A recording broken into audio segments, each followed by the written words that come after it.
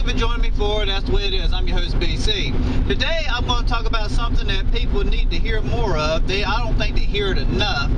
But, and I've said it before, and talk about, God's love. And everybody knows, God so loved the world that He gave His only begotten Son, that who shall ever believe in Him should not perish but have everlasting life. Well, that is true. But here's what I'm going to talk about. Alright, and I've sort of touched on it in a previous video, but God always has a way for things to happen, or to help us out. He loves us so much that I guess you could say He gives us an escape clause. For an example, we sin. Well, and even though we didn't actually do it, but we all come from Adam and Eve. So that right there, we inherited what they have done. Now, Adam and Eve ate the apple, the forbidden fruit, where everybody looks at it as an apple. Nobody actually knows what it was. Now, that was the point of sin.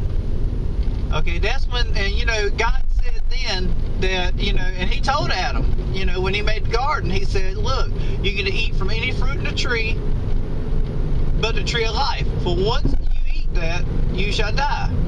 Well, He said you shall surely die. Excuse me. And that was true.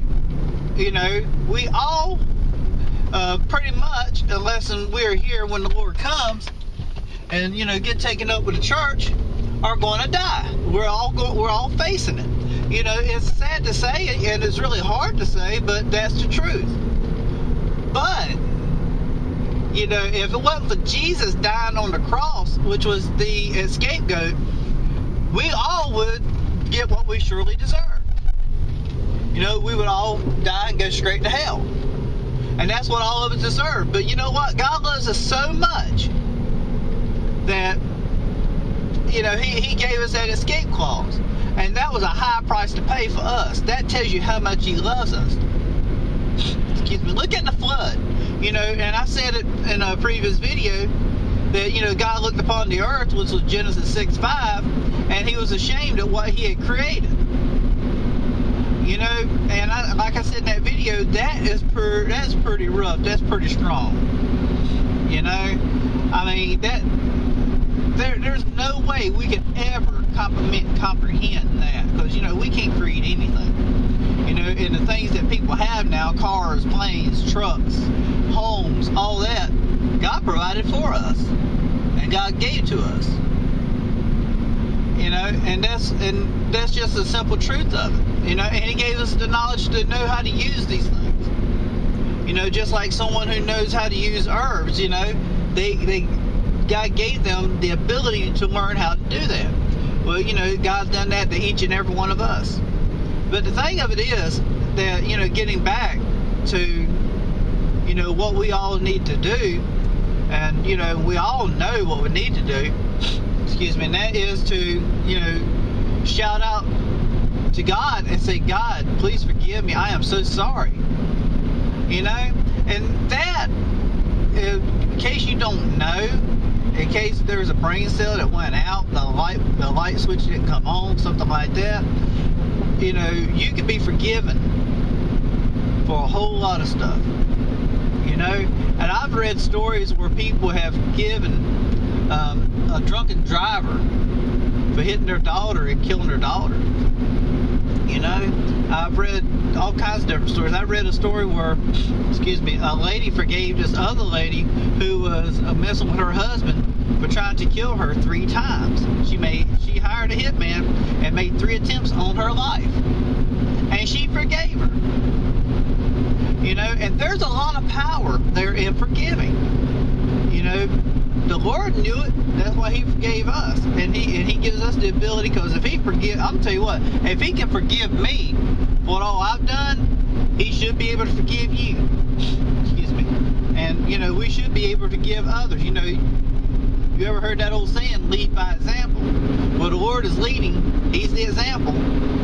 We need to follow him. And the sad truth of the matter is, we're not following. You know, we're not following the example that he has given us. You know, and that's where sin comes back into play. You know, we are so selfish and want things our way, and we want certain things, and we know that it is not right, so we choose to be sinful. You know, that's the same thing, in my opinion, with atheists. You know, they don't believe in God because they're selfish, and, you know, they don't want to, they're trying to fool themselves and thinking that, you know, they can't have any consequence to their actions. Look, let me tell you what, just like with every action, there's a reaction. With everything you do, there's a consequence. There's a right and wrong. You know, there's a right way to do things and a wrong way to do things. And they just find it easier to fool themselves into thinking that, you know, they can do things and they ain't got an answer for it. But just like if you go out and you rob a bank, or you go out and you hurt someone, or, you know, you do any kinds of things, just like the guy in a video I shared on Facebook where a guy went behind a lady's car and tied 3 cans with some string behind her car and went and hid behind some other cars, and when she went to drive off, she heard the cans. Excuse me. She was thinking like maybe her muffler was dragging, what I'm thinking, and she got out of the car and went and looked. When she got out of the car, he hopped in and took off. You know, he's going to have to answer for that. Excuse me. As genius as that was, he's still going to have to answer for that. I mean, it's ridiculous that what we will fool and con ourselves into believing. And, you know, and if you think that the way you treat your kids, you're not going to have to answer for it, you are. You know, because when you get old, who's going to help you? When you pass, who's going to bury you? You know? It's the kids that you left behind. You know? And they're the ones who's going to keep your memory on. You know, it's crazy, but it's the truth.